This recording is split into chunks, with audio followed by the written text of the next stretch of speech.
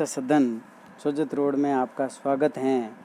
Class 9th विषय गणित अध्याय 13 की एक्सरसाइज 13.5 यानी प्रश्नावली 13.5 का अध्ययन करने के लिए अध्याय का नाम वही है, पृष्ठीय क्षेत्रफल और आयतन।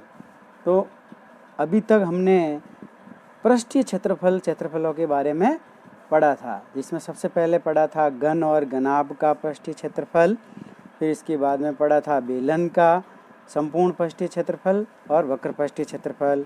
इसके बाद में पढ़ा था हमने शंकु का वक्र पृष्ठीय क्षेत्रफल और शंकु का कुल पृष्ठीय क्षेत्रफल। इसके बाद में हमने पढ़ा था गोले का पृष्ठीय क्षेत्रफल, अर्धगोले का पृष्ठीय क्षेत्रफल, यानी क्षेत्रफल से संबंधित सभी हमने इसमें पढ़ लिए थे। अब हम पढ़ेंगे आज यानी प्रश्नावली 13.5 में है घन और घनाभ का आयतन। प्रिय विद्यार्थियों, देखो आयतन क्या होता है। घन और घनाभ का आयतन, आयतन का अर्थ होता है कि यानी कोई भी वस्तु, जैसे कोई भी आयतन का अर्थ है कि कोई भी वस्तु किसी दूसरी वस्तु में समाई जाती है तो वह कितना स्थान घेरती है। जैसे हमारे पास में एक कमरा है जो कि घन का आकार का भी हो सकता है, घनाभ के आकार का भी हो सकता है। तो इस घन और घनाभ के आकार के कमरे के अंदर हम, जैसे हमारे पास में घनाभ का एक कमरा है तो इसके अंदर हम घन की आकृति के या घनाभ की आकृति के छोटे छोटे बॉक्स जो घन की आकृति या घनाभ की आकृति हैं, कितने इसके अंदर रख सकते हैं, यानी कितने इसके अंदर समा सकते हैं, वो आयतन कहलाता है। या फिर कोई भी घन या घनाभ की जो आकृति है उसके अंदर कोई भी वस्तु, द्रव पदार्थ उसके अंदर कितना आता है, वह उसका आयतन कहलाता है। अब हम सबसे पहले इसके अंदर देखेंगे कि आयतन बराबर, यानी घनाभ का आयतन का सूत्र जब जरूरत पड़ेगी तो घनाभ का आयतन बराबर होता है यानी आधार का क्षेत्रफल इंटू ऊंचाई। दो तो वही, क्यों? क्योंकि घनाभ की जो आकृति है वह नीचे से आयताकार होती है या ऊपर से या साइडों में, चारों ही भाग इसके जो 6 ही फलक होते हैं वह आयताकार फलक होते हैं और 6 ही फलक मिलकर एक घनाभ की आकृति बनाते हैं। तो इसमें ऊंचाई भी साथ में जुड़ जाती है, अर्थात इंटू ऊंचाई आ जाती है।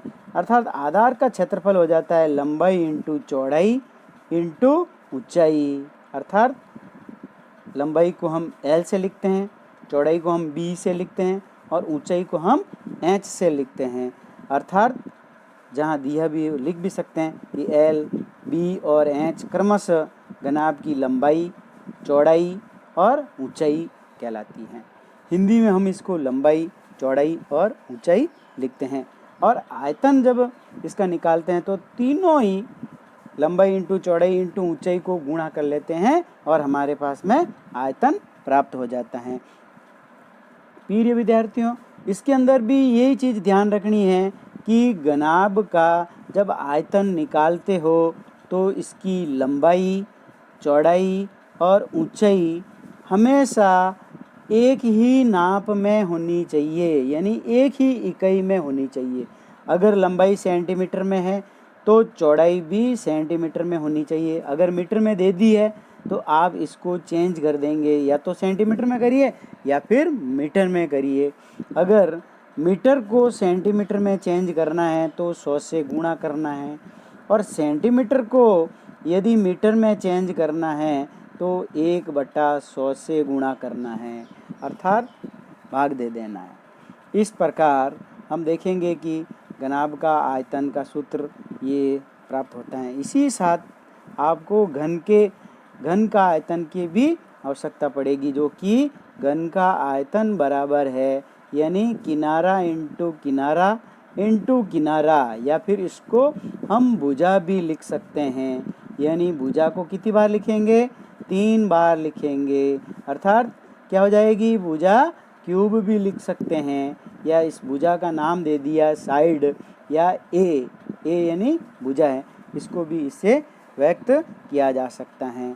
अब हम प्रिय विद्यार्थियों, इसके अंदर हम देखेंगे कि कोई भी सवाल को हल किया जा सकता है, चाहे घन की आकृति हो चाहे घनाभ की आकृति हो। इसके अंदर इकाई पीछे लिखनी जरूरी है।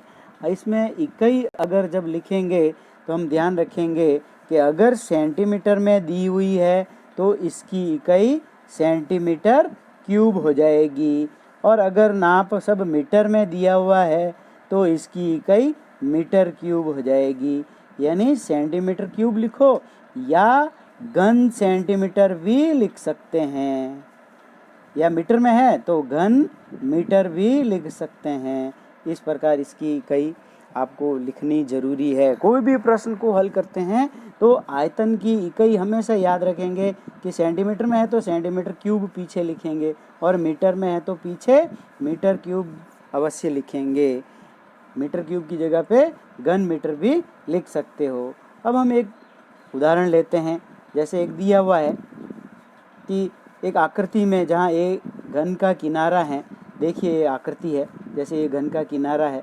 अब इस किनारे की लंबाई यानी 12 सेंटीमीटर है, यानी इसकी लंबाई भी 12 सेंटीमीटर हो गई, इसकी चौड़ाई भी 12 सेंटीमीटर हो गई, और इसकी ऊंचाई भी 12 हो गई, यानी तीनों ही 12-12 हो गई। तो हमारे पास में घन का आयतन का सूत्र हो गया भुजा क्यूब या ए क्यूब।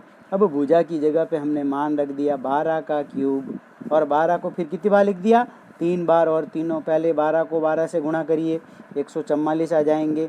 फिर 144 को जब 12 से गुणा करोगे तो 1728 सेंटीमीटर क्यूब प्राप्त हो जाएगा। और देखो ये मैंने भी लिखी, देखो सेंटीमीटर में था ना सब नाप, तो पीछे लिखा है सेंटीमीटर क्यूब।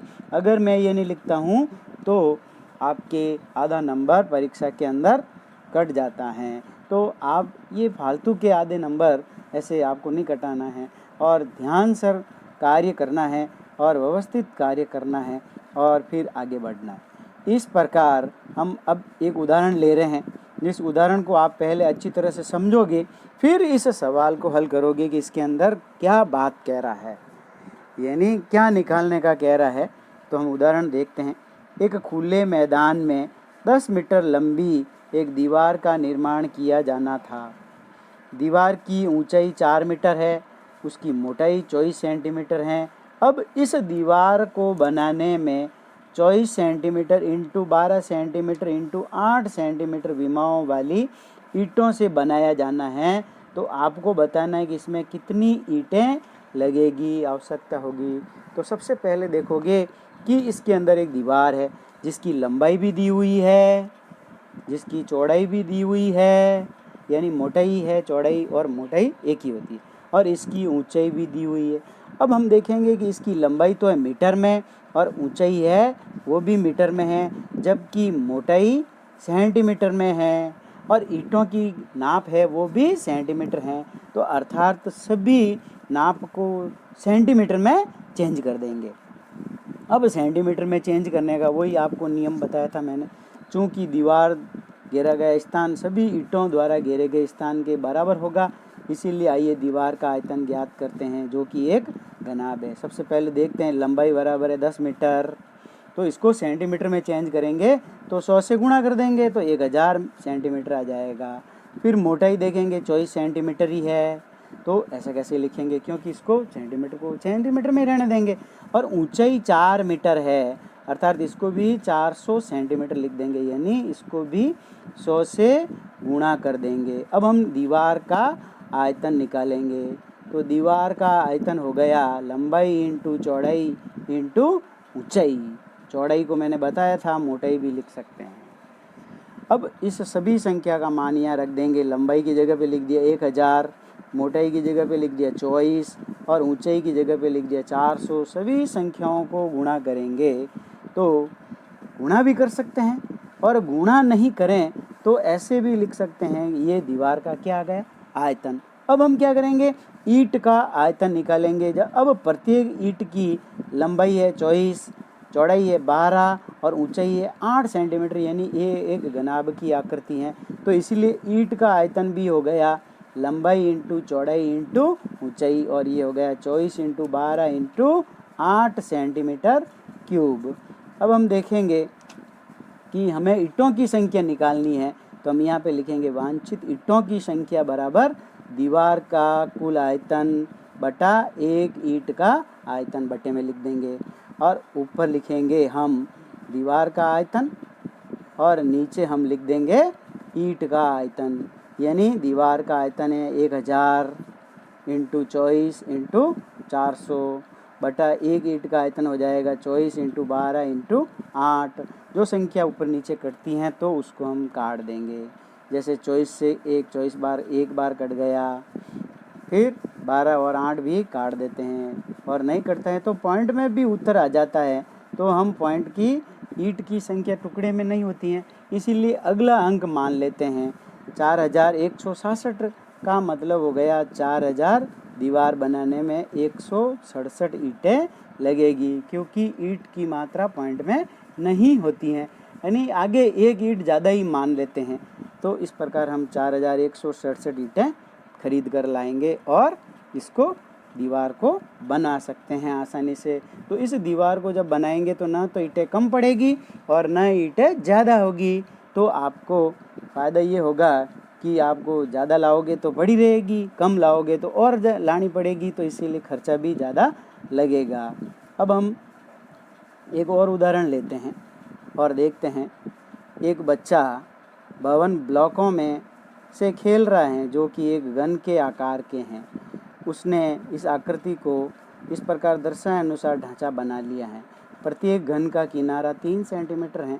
तो उस बच्चे द्वारा बनाए गए ढांचे का आयतन ज्ञात करने का कह रहा है। तो सबसे पहले ये देख लेते हैं कि प्रत्येक घन का आयतन निकालते हैं, तो वही हो गया भुजा क्यूब या किनारा इंटू किनारा इंटू किनारा। अब इस एक किनारे का मान हमको दिया हुआ है, यानी 3 सेंटीमीटर, तो इसको गुणा कर दिया तो 3 इंटू 3 इंटू 3 यानी 27 सेंटीमीटर क्यूब प्राप्त हो गया। देखो पीछे लिखा है सेंटीमीटर क्यूब, ये लिखना जरूरी है। अब ढांचे में हम घनों की संख्या को गिन लेंगे, कितने हैं 1 2 3 4 5 6 7 8 9 10 11 12 13 14 15 घन है, यानी 15 घन कुल का आयतन कितना होगा वो हम ज्ञात कर देंगे। यानी पूरे ढांचे का आयतन हो गया 27 इंटू 15 बराबर 405 सेंटीमीटर क्यूब। इस प्रकार हमारे ये भी प्रश्न हल हो गया। अब हम प्रश्नावली 13.5 का प्रश्न लेते हैं। जैसे एक कह रहा है कि माचिस की डिब्बी की माप 4 centimetre into 2.5 centimetre into 1.5 centimetre है। तो ऐसी 12 माचिस की डिब्बियों के पैकेट का आयतन ज्ञात कीजिए। तो सबसे पहले हम एक माचिस की डिब्बी का आयतन ज्ञात करेंगे, जिसकी लंबाई दी हुई है, चौड़ाई भी दी हुई है, ऊंचाई भी दी हुई है। अर्थात माचिस की डिब्बी का आयतन हो गया लंबाई इंटू चौड़ाई इंटू ऊंचाई 4 इंटू 2.5 इंटू 1.5। तो इस सबको गुणा करा तो आ गया 15 सेंटीमीटर क्यूब। अब हमें ऐसी कितनी माचिस की डिब्बियाँ लेनी है, 12 लेनी है, तो 12 से गुणा कर देंगे। तो 15 को जब 12 से गुणा करेंगे तो 180 सेंटीमीटर क्यूब आ जाएगा। अर्थात माचिस की 12 डिब्बियों का कुल आयतन हो जाएगा 180 सेंटीमीटर क्यूब। बहुत आसान सवाल है। प्रिय विद्यार्थियों, आपको जब घन का आयतन निकालना है तो भुजा क्यूब यानी भुजा को 3 बार गुणा करना है। घनाभ का आयतन निकालना है तो तीनों नापों को एक नाप में रख दीजिए, सेंटीमीटर में या मीटर, और तीनों को गुणा कर दीजिए, निकल जाएगा। इस प्रकार एक और सवाल लेते हैं प्रश्न, जो कि यह है घनाभाकार पानी की टंकी 6 मीटर लंबी है, 5 मीटर चौड़ी है और 4.5 मीटर गहरी है। इसमें कितने लीटर पानी आ सकता है, जबकि बता रहा है कि 1 मीटर क्यूब यानी 1 घन मीटर बराबर 1000 लीटर पानी इसके अंदर आता है। अर्थात हमें दे रखा है तो हम सबसे पहले आयतन निकालेंगे। आयतन निकालने के लिए देखिए 1 मीटर क्यूब बराबर 1000 लीटर है, इसीलिए सब नाप मीटर में होनी चाहिए। चेक कर लेते हैं, मीटर में है। लंबाई 6 मीटर है, चौड़ाई 5 मीटर है, गहराई 4.5 मीटर है। तो पानी की टंकी का आयतन निकाल देते हैं, लंबाई इंटू चौड़ाई इंटू ऊंचाई, सबको गुणा कर देते हैं तो 135 मीटर क्यूब आ जाता है। अब 135 मीटर क्यूब को हम 1000 से गुणा कर देंगे, अर्थात 1,35,000 लीटर पानी आ जाएगा। अतः पानी की टंकी में 1,35,000 लीटर पानी आ सकता है। इस प्रकार हमारे उत्तर प्राप्त हो जाता है। फिर एक सवाल लेते हैं। जैसे ये कह रहा है कि एक गांव की जनसंख्या 4000 है कि प्रतिदिन व्यक्ति 150 लीटर पानी की आवश्यकता होती है। इस गांव में 20 metre into 15 metre into 6 metre माप वाली एक टंकी बनी हुई है। इस टंकी का पानी वहाँ कितने दिन के लिए पर्याप्त होगा? प्रिय विद्यार्थियों, फिर हम वही देखते हैं कि इस टंकी की लंबाई चौड़ाई कैसे लिखी हुई है, सब मीटर में है कि नहीं है? मीटर में ही है। तो हम देख लेते हैं। टंकी की लंबाई 20 मीटर, चौड़ाई 15 मीटर, गहराई यानी ऊंचाई 6 मीटर। तो टंकी का आयतन हो गया लंबाई इंटू चौड़ाई इंटू ऊंचाई 20 इंटू 15 इंटू 6 यानी 1800 मीटर क्यूब। अब 1800 मीटर क्यूब को हम 1000 से गुणा करेंगे, अर्थात तो ये लीटर में बन जाएगा, यानी 18 लाख के करीब पानी इसके अंदर भरा जा सकता है। अब कहा क्या सवाल? इस सवाल में कहा है कि प्रतिदिन एक व्यक्ति है जो 150 लीटर पानी खर्च करता है, तो 4000 व्यक्ति कितने लीटर पानी खर्च करेंगे? तो 150 को हम 4000 से गुणा करेंगे तो हमारे पास में आ जाएगा 6 लाख लीटर पानी आ जाएगा। अब अतः टंकी में कुल पानी कितना दिन तक चलेगा? यानी तो हम देखेंगे कि हम लिख देंगे कि टंकी का कुल आयतन कितना है, उसको हम ऊपर लिख देंगे, और 4000 व्यक्ति कितने उपयोग में लेते हैं उसको नीचे लिख देंगे, और फिर 0 से काट लेंगे। तो फिर 18 में 6 का भाग देंगे तो 3 दिन आ जाएगा, अर्थात पानी कितने दिन तक चलेगा? 3 दिन तक पानी चल जाएगा। क्वेश्चन एक और लेते हैं, प्रश्न 4, जो कि प्रश्न 4 कहता है कि 8 मीटर लंबा, 6 मीटर चौड़ा और 3 मीटर गहरा एक घनाभागार गड्ढा खुदवाना है। 30 रुपये प्रति मीटर क्यूब की दर से उसका खर्चा ज्ञात करना है। तो वही गड्ढे का आयतन निकाल दीजिए। गड्ढे का आयतन जब निकालेंगे तो वही लंबाई इंटू चौड़ाई इंटू ऊंचाई से गुणा कर देंगे सबको। 8 को 6 से गुणा करेंगे, जो उत्तर आएगा उसको 3 से करेंगे तो 144 मीटर क्यूब प्राप्त हो जाएगा। अब चूंकि 30 रुपये मीटर क्यूब की दर से खर्चा ज्ञात करना है तो 144 को 30 से गुणा करेंगे तो 4320 रुपये गड्ढा खुदवाने का खर्चा आ जाएगा। इस प्रकार प्रिय विद्यार्थियों, ये 4 प्रश्न और कुछ उदाहरण मैंने समझाए हैं।